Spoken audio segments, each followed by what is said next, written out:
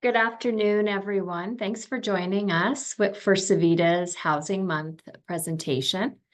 We're going to get started with a land acknowledgement. We recognize we are gathered in collaboration and with a joint purpose on Treaty 6 territory. This territory is the home and gathering place for diverse Indigenous peoples. The Cree, Blackfoot, Métis, Nakota Sioux, Iroquois, Dene, Inuit, and many others. We know the importance of the treaty and our responsibility to these communities, and that only in partnership can we create the social change necessary to end homelessness. I have the utmost pleasure to introduce Lindsay Munn, our presenter today. Lindsay joined Civida in 2022 as Director of Capital Development and Asset Management. Later that year, she moved into the role of Vice President of Property Portfolio Management. Lindsay brings 18 years of experience in project management, successfully executing a diverse portfolio of projects, from a new air terminal building in Fort McMurray to a renewal initiative for a 1,500-bed student residence tower complex, as well as many new capital builds and deferred maintenance projects. Lindsay spent the last 6 years in a leadership role in the project management office at the University of Alberta. There, she was responsible for initial scoping of projects, aligning funding for the initiatives, design, procurement, and construction, while proactively identifying opportunities and mitigating risks. Lindsay has a bachelor's degree in civil engineering from the University of Alberta. She enjoys learning and being curious and is currently completing her MBA. In her free time, Lindsay enjoys time with her 2 boys, be it traveling to new places or adventures in the mountains, or just a simple bike or run in the river valley. Please join me in welcoming Lindsay Munn. Thank you so very much, Erin, and thank you. I see our tech is up and working too, so thank you for working through that. And thank you also, Erin, for the land acknowledgement. To everyone joining the call, thank you for taking time over your lunch break today to join us on a conversation on mixed income housing models. Over the next hour, I'm going to share some principles about mixed income, what are some of the opportunities, some challenges faced, and share some of our Civida examples with you on mixed income properties. Happy to take questions at the end of the presentation, but please feel free to type your questions into the chat. Erin will be monitoring the chat, and we'll be sure to discuss them at the end of the hour. So first off, let's provide some context on who Civida is. We can flip to the next slide. Civida has over 138 properties where we serve our tenants. That's over 800 buildings in the city of Edmonton, close to 5,400 homes. That translates to 15,000 Edmontonians that live with us on a daily basis. To provide a bit of context to you, that's over 1% of Edmonton's population that we have the opportunity to serve on a daily basis. In addition to the homes that we manage, we also provide rent subsidies to families and individuals that live on the private market, and we provide over 3,400 rent subsidies on a monthly basis. We're positively impacting affordable housing in Edmonton by creating enabling conditions to support tenants through their evolving housing journeys and facilitating improving community outcomes. We're also investing in new capital to expand the affordable housing supply. As we all know, I'm sure, and have heard and have read in many newspapers, the demand for affordable housing continues to rise significantly. Here at Civida, our wait list, which we actually call a priority list, because wait list would imply at some point in time you would get to the start, but unfortunately that's not our current reality. We have over 9,000 families on our wait list. Again, to put the context, currently we have 5,400 homes. So our wait list or priority list actually exceeds the amount of homes that we even have available. And within those 5,400 homes, we have close to 0 vacancy. On a given week, we have about 10 vacant units, and that's just from turnovers of a family leaving and a new family coming in, and those homes are gone within the week. So truly, we're sitting close to zero occupancy. The last impact we try and strive for is more housing benefits to support Edmontonians in accessing safe and affordable housing. So to provide a bit of context, where does Civida sit? This is a great graphic that really helps us understand the housing journey from homelessness to market housing. Civida's mission is to serve community and affordable housing homes. So if we look on this graph, that's really in the middle of the graph. The light green is community housing, and the darker green is the affordable rental. That's really, truly what Civida's mandate and mission is.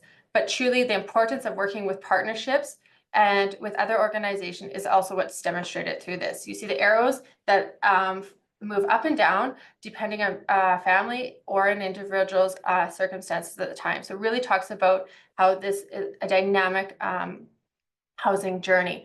Such things as improved employment, completing education, increased income, connection to services can positively contribute, while factors like severe illness or job loss, loss of a partner, can also have a severe impact on housing. The ability to move along the spectrum is one of the key principles of mixed income housing. So let's move in to talking about mixed income housing. So what is mixed income and how does it differ from other housing? So as we just talked about, on the spectrum of housing and how life events can impact that journey, mixed income looks to create agility to respond to those life circumstances. It is the ability to offer a range of rental rates in the same building, same construction standards, same size of units, same number of bedrooms, but at different rental rates.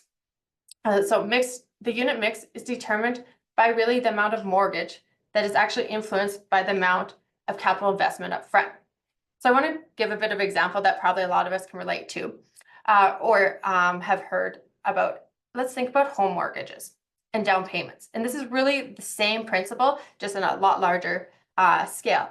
So the amount that an individual family pay on their home mortgage on a monthly basis really relates to how much the down payment is.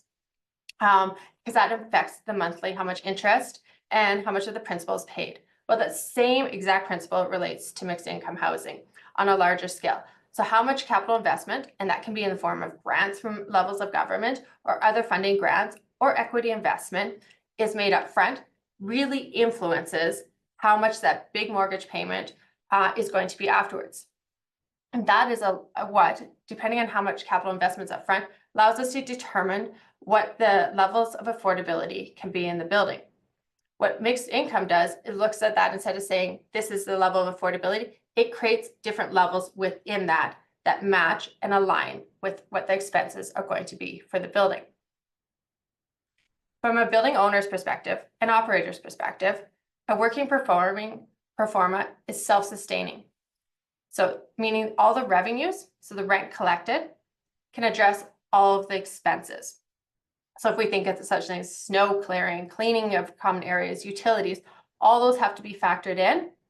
And both the mortgage and the yearly operating, as well as potentially deferred maintenance items such as replacement of roofs or new windows, are also factored into that. But it's created in a self-sustaining pro forma so that going forward, the revenues align with the expenses going forward. Mixed income, some of the opportunities, we'll just switch up. Some of the opportunities from a tenant's perspective include a blind door policy. So it's a great solution for all tenants. What a blind door policy is, so they're saying the building is all built to the same standards, the same size, same finishes. You may not know what your neighbor is paying. So in a building, somebody could be paying a lower rent, somebody could be paying a higher, but they do not have to move units based upon a change of income, or and it can be adjusted on an annual basis. This really allows a huge amount of flexibility in their operation. It also allows the ability to change rental based upon changing life circumstances. It creates a community, solving for current challenges with community housing. So currently, one of the challenges, huge challenges in strictly community housing properties is when somebody's income exceeds, they can no longer continue to reside in community housing. So when tenants make too much money, we're actually put in a position where they can no longer successfully. A mixed income model solves that problem. If the rent could be adjusted based upon, sorry, our slides are jumping around here, based upon what the tenant is currently making that year. It also removes the disincentivization. If a family thought they would have to move because their income exceeded, what would be the opportunity you want to improve their financial situation? Also, from an owner's perspective, it places accountability on the owner with operational control for long-term planning. This allows opportunity to look at what deferred maintenance items are going to come, look for operational efficiencies in the day-to-day operating. It also provides a huge opportunity. As a mortgage is paid off over time, there is the ability to offer more affordable housing units. So again, if we think of the prior example we spoke about, as as more of the mortgage is paid off, that means the monthly mortgage payments are less, which means that can translate into greater affordability for those that live at that property. It can also capitalize on current grants. So through municipal, provincial, and through CMHC, helps to really address the affordable housing by expanding the supply of affordable housing. This is a model that can currently be built and be operated within the current grant available. So some of the social outcomes, social outcomes that we're talking about, it creates a sustainable community. It creates a balance in the demographics. We spoke about the destigmatization, but also the sustainability of calling a place home for a long term. It really supports people to improve their life circumstances while currently residing in the home, keeping kids in their school, keeping them with the community, keeping them with the friends that they've come to know. It also creates security for tenant if a tenant knows their income can fluctuate. We have the ability within their current unit to either adjust up or down. Next slide. But there are some challenges with running mixed income property. Making the numbers work is the number one challenge. All of the numbers, as saying, understanding the projected expenses, the deferred maintenance, as well as the projected revenues, all have to come and align.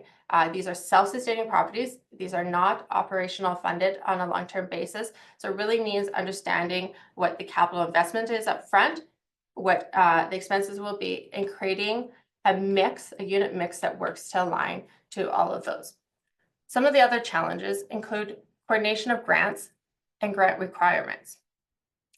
Some of this is a timing discussion, ensuring when you're ready to start construction, all of the grants align to start for the project. The other part of coordinating grants is making sure all of the requirements align. So this can be from an affordability perspective.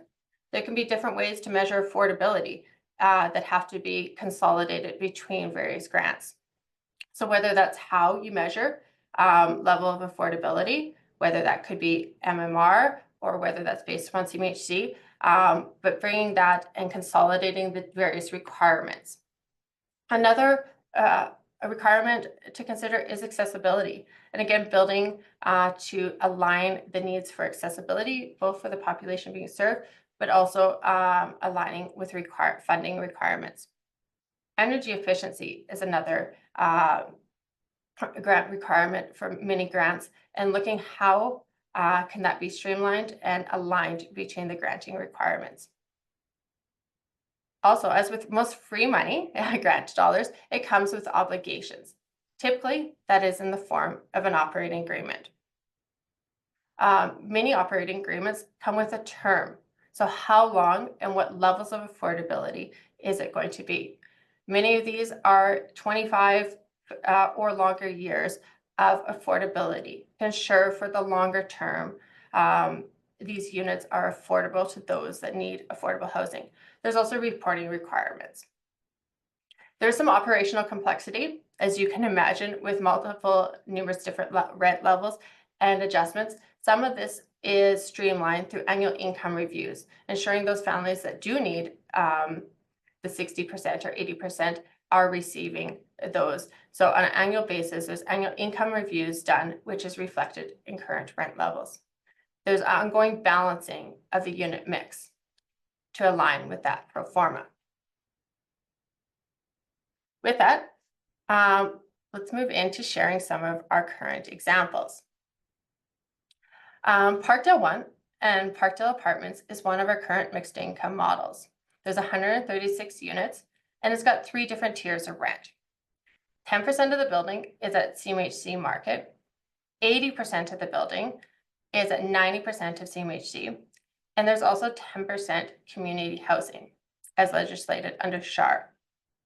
Those terms and that level of affordability, as we were just talking about, does relate to the grants that were received for this project. So to provide a bit of context for what those rent levels mean, rent for a 1-bedroom at 90% is $839, and for a 2-bedroom is $990. This building is a great example of how mixed income can work together, but this building also presented some challenges that we learned from. The opportunity, as we were saying, in mixed income is really to be able to move up or down the housing spectrum. The move from community housing to 90% of CMHC market is a huge jump. So that was one of the challenges in operating mixed income in this building. So this is a lesson that we took, and our next mixed income building is actually Londonderry. Londonderry is our largest property that we have. It's 240 units. It was just completed a few years ago. And it's actually got 3 tiers of rent. A third of the building, so 80 units, is at 100% of CMHC. A third of the building is at 80% of CMHC. And a third of the building is at 60% CMHC. This is a really effective model for allowing the opportunity for income to vary, but also striving for a pro forma that meets those expenses and the long-term mortgage rate. So really what this looks like is another way of looking at this building is that the entire building could be rented all at 80%. Because really, if you average out the 60 and you average out the 100, this entire building could be operated at 80. But what helps from a social outcomes and really the model of mixed income is creating a third at the 60, a third at 80, and a third at market. So again, as people's life outcomes change, there's opportunity to move.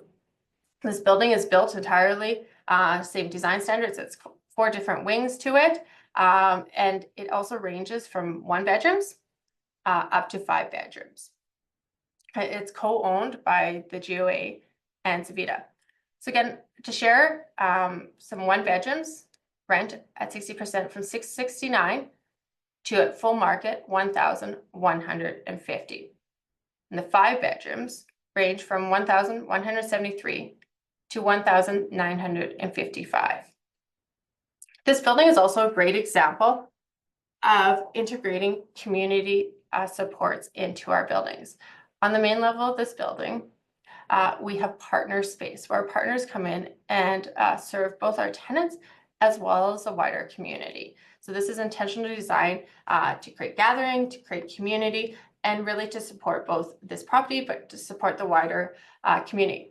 This property is also an example of where one of our new district offices are. So about 1.5 years ago, we decentralized and wanted to go and serve our tenants where our tenants are. We chose our larger properties to become our district offices.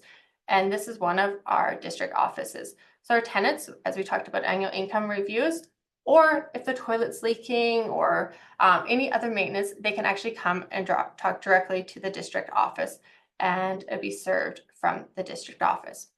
There's also around our city, sorry, as a side note, 7 other district offices. So this is really where the teams, and we've worked to serve our tenants where they're living.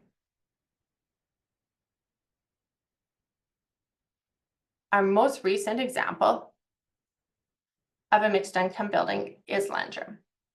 So Landrum is, if anyone's familiar with University South Farm, is just by the University South campus, right as the LRT turns at the corner.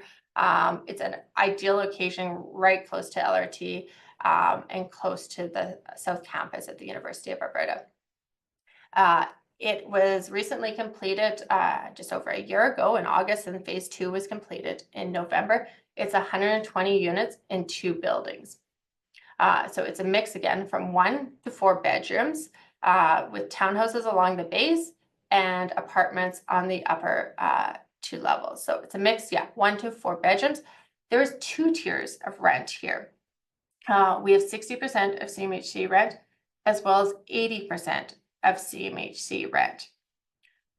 This really, the intent was to invest and make these units as affordable as possible based upon the funding received. Again, those terms of that are regulated. So the level of affordability is regulated by the funding received. This building actually also has an interesting different approach taken to it. Firstly, this was a building that was completed in phases. There was a huge push, and thank you to our construction partners and project partners, to complete the first phase before the start of a school year to help create stability for families and get families in before the start of the school. So there's a huge push to get families in before September, and this actually finished in August. I would say to any of you other operators and owners, getting keys 3 days before moving in that many families did create a little bit of stress on everyone's behalf. So some lessons learned from us, but really truly the push was to try and get families in before school year so kids could start their school year in their school. So do really appreciate that. I think we would ask for maybe a few more days before. The second phase was completed last November. Another interesting approach we took on this building and really speaks to the current need for affordable housing is we chose to pre-lease this building. So we actually held an event in our downtown corporate office because this was still at that point a construction site. So we could not take prospective tenants through a construction site. And we showed floor plans to tenants. This building was almost fully leased before it was actually even done construction. It was amazing the day of move-in to see the reactions from what used to be a piece of, Aaron's smiling here too, what somebody saw on a piece of paper to what actually was in reality their new home. Was amazing to witness those reactions. So again, just a different way of looking at it and different approach, but really also speaks to the need and the demand for affordable housing, how fast this building was filled before it was actually even done construction. Landrum's also a great example to show how rental rates are calculated. So in Canada, using CMHC's definition, housing is considered affordable if it costs less than 30% of a household's pre-tax income. So that's as defined by CMHC. Therefore, even in our mixed income models, we strive to align with this goal and keep housing as affordable for families. So all of our housing, whether it be our community housing, as well as our mixed income and near market housing, all strives to be rent geared to income at 30% of a household's income. So I'll give you an example of how that works. So if we take our near market rent for a 1 bedroom at $911, that is a third of somebody's income. So if we take a third of that income, that translates into at 80% into the income per month. And that's what also becomes our income range per year. So what we strive to do is maintain that level of affordability, knowing that a family is only putting a 30% of their household income towards rent. And that's what on our website we do openly share this information with prospective tenants. But this is also one of the reasons that we do annual income reviews to make sure that those that need, whether it be in this building's context, subsidized rental or near market rental, are afforded those opportunities.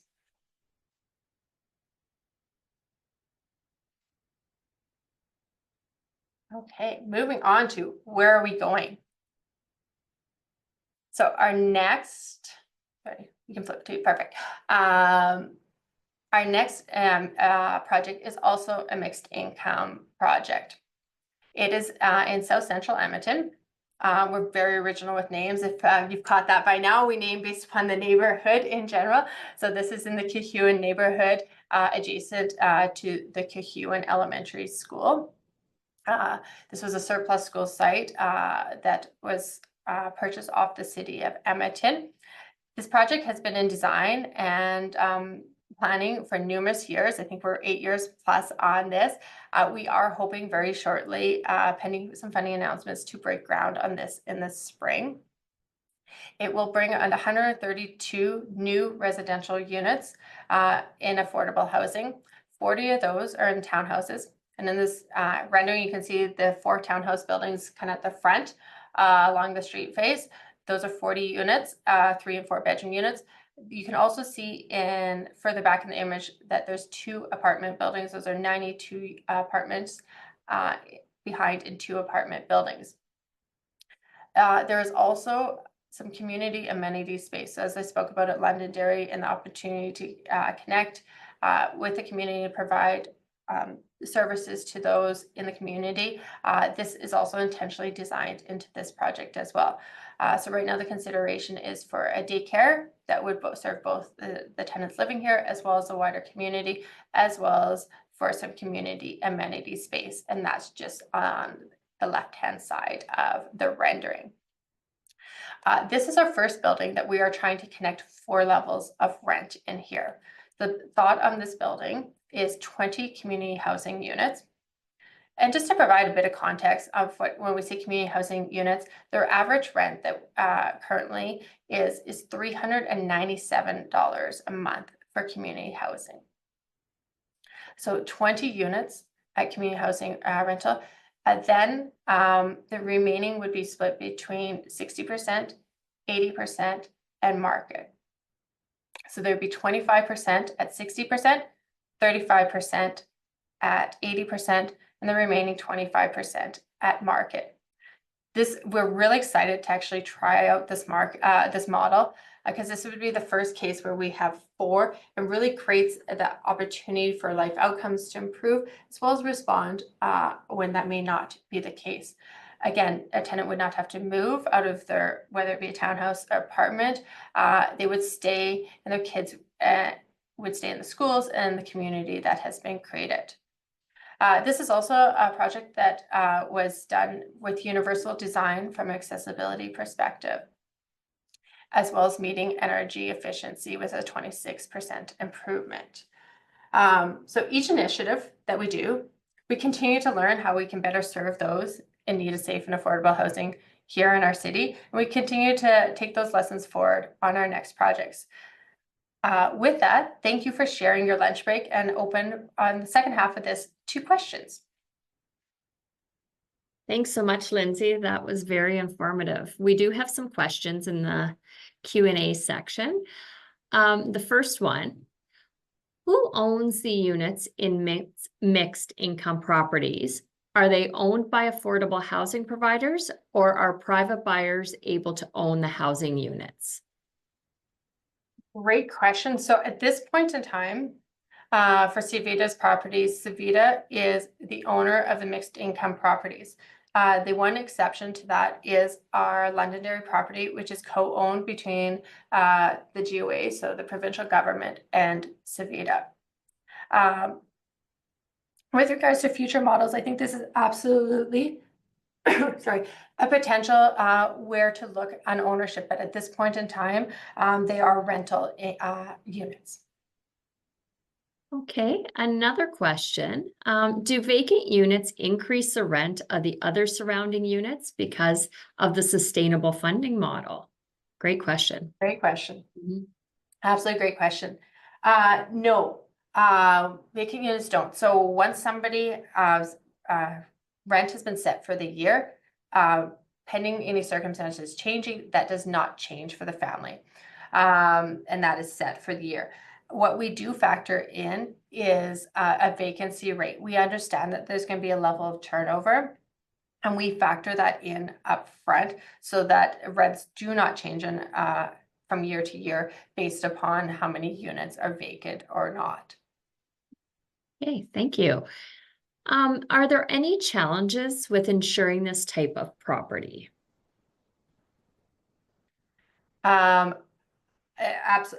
We have not had any challenges with securing this type of property.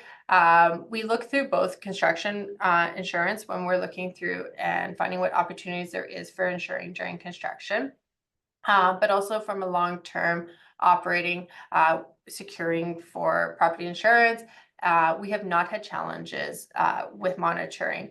We do have certain challenges that to make sure that we're staying in compliance with our insurance, such as to the question before, when there's vacant units. Our team goes into any units on every 3-day basis to make sure that the unit is in good working condition, but also that there's not such things as leaking water or any other challenges. So that's some of the ownership being the property manager as well as the owner, that we do make sure that we are meeting our insurance requirements, but we have not had any challenges with insuring these type of properties. Great, thank you. Another great question. If an individual's income is above the income range, but they are struggling with high debt servicing costs, are they aided in any way in the mixed income model? Great question. Income, and happy also if this inquirer wants to follow up with their team, we can get a more comprehensive answer. But to the best of my understanding, income is calculated based on certain criteria. So a lot of this is based upon line 150 of annual income reviews as filed by taxes. And that is the calculating criteria. But I would be happy to bring this question offside and work with our leasing team and understand if there's other criteria that are considered. Great, thank you. Do you have any insight into what can be done to close the gap between homes and people who need them in the interim? It will take years to build thousands of units. What do we do in the meantime? Yeah. That's such a great question. And honestly, something that as an executive team and a board of directors and as an organization, we spent a lot of time looking at. One of the things I mentioned in this presentation, over the last year, our priority list have grown to over 9,000 families. So obviously a huge need and the demand, and you're absolutely correct. The supply does not align with that. Some of the different ways we've looked at tackling this challenge is one, building. Obviously, the more units we bring on, that does help to address. Also looking at creating enabling conditions to help tenants move through. So that's another way, kind of the front door, back door. If tenants have the opportunity to improve light outcomes, that allows somebody else to move into that unit that truly needs that at that point in their housing journey. The other, and we mentioned at the very top, is also about the rent subsidies. So these are subsidies provided on the open private market to Edmontonians in need of some additional rent subsidies to again reach that level of affordability for their rent. So that's another means to try and breach the gap in the current housing supply versus demand challenge. I'd also say another pillar is looking at acquisition as well. So turning what is potentially market units into affordable housing units if funding and grants are available for such. So really, this isn't a one way to solve the problem. This is looking at it from those are 4 ways to solve the problem, but there's probably even other considerations. But those are 4 key pillars that Civida is looking at. How can we help influence on those 4 fronts to create more supply for much needed affordable housing here in Edmonton? Definitely a complex question, so thank you for answering in depth. Does the lack of private investment opportunity for mixed income create challenges in breaking ground? Another great question. So thank you for all these great questions. I think there is a huge opportunity to look at how there are partnerships to develop affordable housing. As we just talked about in the last great question as well, of how do we really breach the supply and demand crisis that is currently occurring in affordable housing. I think this is where there are innovative ideas and thinking of how do we collectively approach affordable housing, and is there different ways of thinking? So is there opportunities for partnerships? Is there opportunities such as potentially private investment that could help to breach that gap and create more affordable housing? And again, this model really works because of the capital stack up front, and that really allows the level of affordability in the mixed income model. And some of that is about how much equity is placed, or that down payment that is placed towards the mixed income model. So a huge opportunity to continue to think innovatively of how we can continue to build, as we also look at it from other approaches of how we can address the housing demand. Great. And a question around application process. How do you apply, and how does the application process work? Do you want to take that one, Erin? I knew you were going to do that. So the application process is we on civida.ca, you're able to apply directly on our website. That is through Rent Cafe. And once your application is reviewed, you go on a list, and when space becomes available, we reach out, the leasing team reaches out, and you would come and have a look at the property that you're being offered, and you can choose to accept it or remain on the priority list. Yep. Well, thank you, Erin. Yeah. Is a deferred maintenance plan built into mixed income model? Another great question. And yes, absolutely. This is one of providing operational control to the owner. This is truly one of the benefits of mixed income. And this is where both the capital cost up front have to be considered, the day-to-day operating expenses, but also what are those deferred maintenance liabilities that are going to come up, whether that be in 10 years or windows in 20 years or roof in 40 years. All of that is factored into what makes a working pro forma. And that factors into, based upon what those expenses are, what the mixed income or what that unit mix affordability can be. So this is absolutely a critical consideration because it's just not what are your daily revenues coming in, or your monthly revenues, and what your monthly expenses are. This has to be factored in because this is a long-term, like 40-year self-sustaining project. And as we all aware, roofs are going to need replacing, windows are going to need replacing, sidewalks are going to be replacing, as well as making sure we are shoveling the sidewalks and cutting the grass. So absolutely, this has to be factored in at the very front to make sure that mixed income pro forma works over the longer term. Awesome. You talked about the daycares and some of the new builds and some of the older buildings as well. Will there always be a daycare in the new builds? One of the commitments that we've looked at is making sure we understand what the community needs are and what the opportunities for the site are. So unfortunately, no, it's not always practical, nor is there always a need for a daycare in a given area. There could be other not-for-profit daycares nearby. There could be other commercial daycares nearby.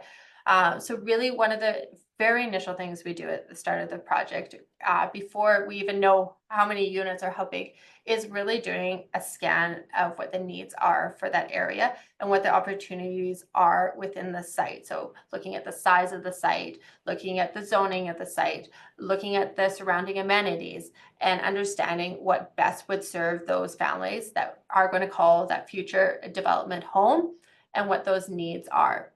So on some of our most recent, one of the huge needs was affordable childcare, and that's what was considered in. On other of our upcoming projects, it is potentially creating more community support space and a family support space. So not necessarily is always the answer going to be daycare, but one of the things is it's a consideration of what does that future community need and how can we actually help and partner with other not-for-profits to create space. Because again, Civida is not a daycare operator, nor not-for-profit, but how can we help create that space and those enabling conditions to serve our tenants as well as the greater communities? Around wheelchair-friendly applicants. So is there specific housing for wheelchair-friendly applicants, and how soon are they able to move in? Um, one of the considerations in our new builds is barrier-free, as well as we've also for our new Kahuna, the last project we were speaking about is universal design. So there is a number of suites that will be barrier-free, as well as the entire complex will be universal design. What if an applicant on their application that Erin was talking about checks that they have any specific requirements or needs in their housing that will align with as homes become available or as new homes are built, we look through that and align those two requirements. So we spent much time, honestly, on Lenjum, making sure that the barrier-free suites were given to families with those needs. And we actually held those for families that had those needs. So it is definitely a huge consideration when we're aligning suites to individuals' needs. The same goes for size. I would say for the size of a unit, we're very careful to place families in appropriate size. So 4 bedrooms would go to a larger family versus single occupants would be in 1 bedroom too. So there's a huge alignment of what we have available to what the needs are of that individual or family. Great answer. Is Civida open to partnering with other affordable housing providers to help build capacity amongst the sector? Since joining the sector 2 years ago, I would say one of the things that I've realized in the numerous meetings I've attended and conferences is how much this community wants to work together. Everyone wants to make a positive impact to those that need affordable housing. So I'd absolutely say from a sharing of knowledge, I have been shocked of how free people are and liberal with sharing what they've learned and helping others to grow along their journey. And hopefully this presentation, more than happy if others want to follow up in more detail, we are more than happy to help others also learn from our experiences, share some of our lessons to help improve. So I think as always, we are open to and actually do have some partnerships with other organizations for future projects as well as partnerships within our existing property. So I think the idea is always at the end of the day, our goal is a shared goal of how do we create much needed affordable housing here for Edmontonians. And if a partnership can further enable that, there's definitely opportunity for discussion and numerous examples of such. Around development approvals, is getting development approvals for mixed income housing easier, harder, or as hard as getting approvals for affordable subsidized housing? I would say from a classification, it is still classified as housing. So there's not a differentiator between mixed income housing and affordable housing. What we have seen and been very very appreciative of in the city of Edmonton is the new zoning. Has provided a lot of opportunity for us to work on the zoning to maximize the density on sites. So one of the projects we didn't speak about, but one of the projects that we're currently working on was 70 townhouses that had reached the end of life. But through the new zoning in the city of Edmonton, we actually have the opportunity that we can more than double the density of that site. So what that means, again, from a supply perspective, we could possibly create twice the number of homes that was on that site before. So that's a huge opportunity, again, to try and impact the needed homes for affordable housing. We've also worked in partnership with our partners at the province and the city and really created those relationships to help move affordable housing. I think we all understand the need and have seen huge strides towards really trying to effectively move affordable housing projects forward. Great. Indigenous people are just disproportionately represented in the homeless community. How do you factor this in when making decisions around new builds or giving a space to an applicant? Right now, we currently serve about 22% of those that we serve are Indigenous populations that live throughout our homes.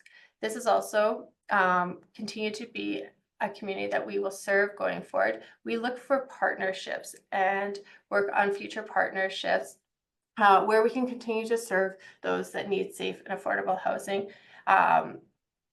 And those are factored into some of our decisions of who we partner with for new builds, as well as who we partner with for other organizations to provide services to those that we serve within our 138 properties that we have. Great. When filling higher capacity, so for example, the 5-bedroom spaces, how is the combined income eligibility measured? Do applicants need 4 co-applicants to be eligible for the space? Okay, I think if I understand the question properly, typically we receive an applicant for a household. So we wouldn't receive 4 individual applications and bring those together. We would receive a household, so it would be 1 applicant.